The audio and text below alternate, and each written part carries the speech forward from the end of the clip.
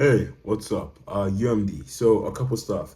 I have officially given my resignation letter in quotations. I've officially let the appropriate parties that I was involved in know that I'm no longer attending the University of Pittsburgh this fall semester, and I'm transferring to UMD. So those appropriate parties are Tech for Good, TEDx, Student Government Board, Residence Life, right? All those parties I was a leader in, and all of that. I've let them know I'm transferring schools. So that's kind of like the biggest official step I've made towards like the transfer to UMD.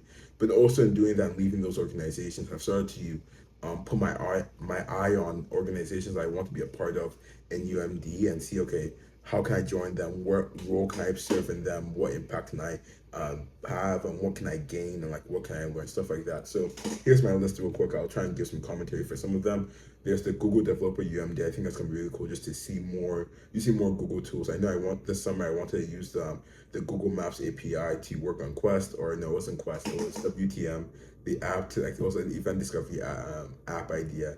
Didn't really go far with that one, but wanted to do that. So I want to try using more Google tools. There's Big Think AI, which seems to be an all-encompassing AI club, which I think is just only going to grow, especially as UMD is pretty high ranked when it comes to AI research and just AI stuff in general. So from what I've seen, they do different stuff like the social aspect of AI, and social by social aspect I mean like debates like, okay, is AI going to take over people's jobs, which debates like that, conversations like that. And they also do stuff that are more technical, like, okay, how can you implement this into your code, how can you do this, how can you do that. So I think that's going to be a really fun. I really enjoyed both aspects of that. It's, like, I think I really enjoyed the conversation side because it's really fun to think about it, and it's really it's just a fun time in general, just gain different perspectives. But with the technical side, I think that's somewhere that's not as easy, but it's something that I really want to grow my skills in. Because I think it's easy to talk a lot, but it's really hard to do a lot, especially when it comes to being technical and coding and building projects. There's also Code Black, which seems to be just like which seems to be the code, like basically the organization for Black students and other minorities when it comes to programming.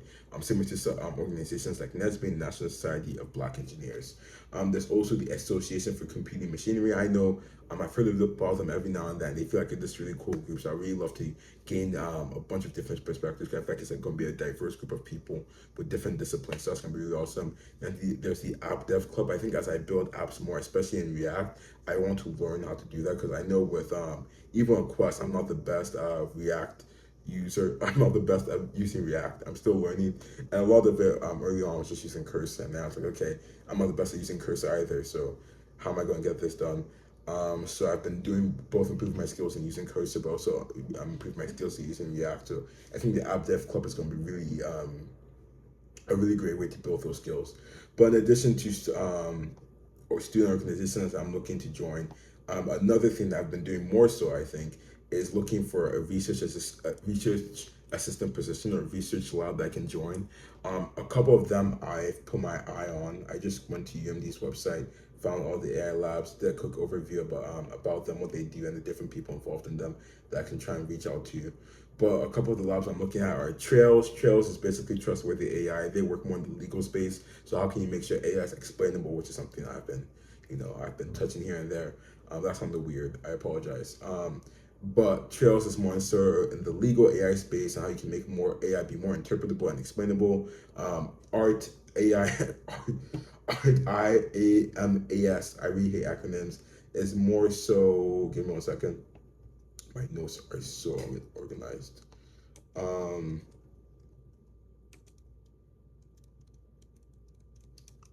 it's more so for multi-agent systems. So when I saw that, I felt like, oh, agentic systems, which I guess is still true, but it's more so in the robotic space. So stuff like drones and robots or vehicles, stuff like that. So I think it's going to be really interesting. Something that, when it comes to robots, I think I'm really scared because I don't have a mechanical background, which I don't think you need per se, but it's just something that's been really throwing me off and really scaring me when it comes to applying for positions or even reaching out to people. And I think I'll touch more on that in a second. There's also MCI, sorry, Human Computer Interaction Lab, which is really cool. I think human computer interaction is a place I really love in AI. I think I would argue if I was being very critical and realistic, I think that's where I've existed more so in my research with AI. It's really just understanding the interaction between AI and humans and how that works, how you can improve it, what feedback you can gain from that. I'm trying to go into more so like the human computer interaction side is really interesting, but I also want to learn more so about the technical aspect. Like, okay, how can I improve AI models? How can I like for example with deep inference generation? How can I have AI models to reason better with documents? Stuff like that is where I want to keep myself for now. Um, then there's the Center for Machine Learning, and the Center for Machine Learning is weird because the way they have on the website is like another lab, but the Center for Machine Learning is a lab with other labs on the website. So it's like I have this list of different labs, and like 4 or 5 of them are inside the Center for Machine Learning. So it's really confusing there. But that's another one. They just encompass like different machine learning stuff. So I've been trying to connect with different people in those labs, on LinkedIn especially. And then I know one lady. She was the one who led the program I was a part of a couple years ago, where I was a teaching assistant for the Ruby Initiative, where you just teach kids how to get into coding. Really wonderful program. But she's not a project manager or impact manager for Trails, the legal one. So I'm trying to reach out to her and see if she can try and put me in the right space, or let me know more about the program and where I can be of assistance. But there was one person, I was looking at different people for these labs. There was one person who really caught my eye, and I'm trying to find her name because I boldly, yeah, Sang Hamu, Sanghamita Dutta. I think that's how you say it. I have no idea. She's an assistant professor of electrical and computer engineering. Really cool person. Her research sort of revolves around reliable and trustworthy machine learning, focused on addressing the challenges concerning fairness, explainability, and reliability. I think she has a lot of different stuff going on. I think it's really, really cool, the research she's doing. I really want to be a part of it. From stuff like data selection strategies for effective model training and fine tuning, efficient and simple model reconstruction, leveraging explainability, stuff like that. I think it's going to be really interesting because I really think, even though it's not really hampered on right now to the level you think it would be, I think explainability in AI is going to be something that is going to blow up very soon. And I really do think it's something that's a necessity for AI infrastructure, because it's one like AI definitely needs to improve in how well it performs and how well it can do stuff and how well it can understand stuff. So that comes with stuff like computer vision or creating like synthetic data to train robots to have, because you can scale up the training of robots with like more scenarios and stuff like that. But then you also need to understand why the AI does what it does. Right? I was looking at this overview for a paper the other day from one of these UMD researchers, and it was essentially about dang, I wish I could find it. I think it was the Halo paper, but basically finding a new way to train these I believe autonomous robots, and instead of using lidar, which is expensive, it uses this novel approach with using like RGB something something, and then it doesn't actually, it basically says, okay, it shows allows the humans to give more simple instructions for the AI. So instead of giving a reason as to like, oh, this is a human, don't do this or that, the AI kind of like takes on it, like what it sees, and the human uses that like simple image or RGB or wherever it is to kind of say, okay, these are stuff you should avoid, these are stuff you should do, stuff like that. So the AI is simpler for the AI to train. So you can improve AI models like that, right? And that's all cool and dandy. But then if I don't know why the AI does what it does, then it's like that's a big problem. Because once we do run into problems, which is inevitable with anything in life, then how do we understand what's going on? How do we improve those problems? How do we find out who's accountable? Stuff of that line. And that was one of the limitations of that novel strategy. Um, but yeah, I think it's gonna be really cool. I think explainable AI, especially her research, is really cool. I really want to be a part of it. I think another cool aspect about her is that she does have undergraduate students. I think that's something I failed to realize. I was just, as I was initially approaching this research, or looking for these research roles, is a lot of people are used more.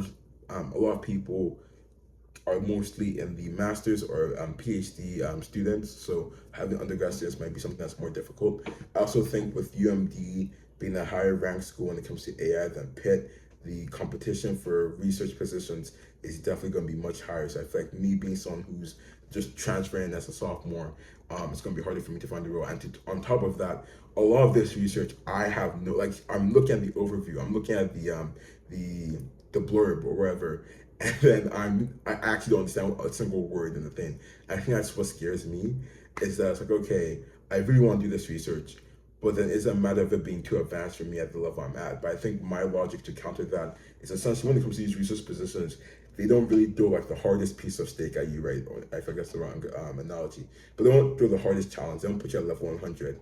I mean, ideally, they kind of build you up because it's better to do that instead of like throwing these random tasks at you and I see you keep on failing and failing on two. You have no idea what to do. But rather, if they can build you up, then you can actually be more useful to them and their work. I think that's maybe the way I should approach it.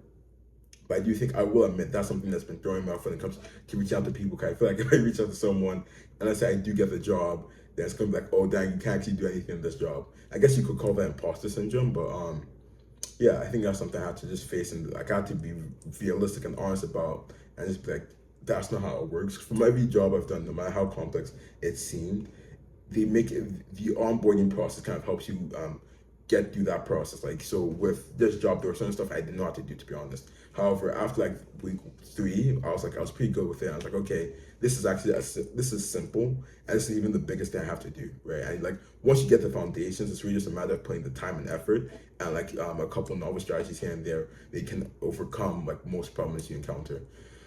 Whew. But yeah, that's where I'm at with UMD, the steering organizations and the researchers. I think it's really awesome. I'm really excited. But besides that, though, I have nothing else to say. So, have a great day.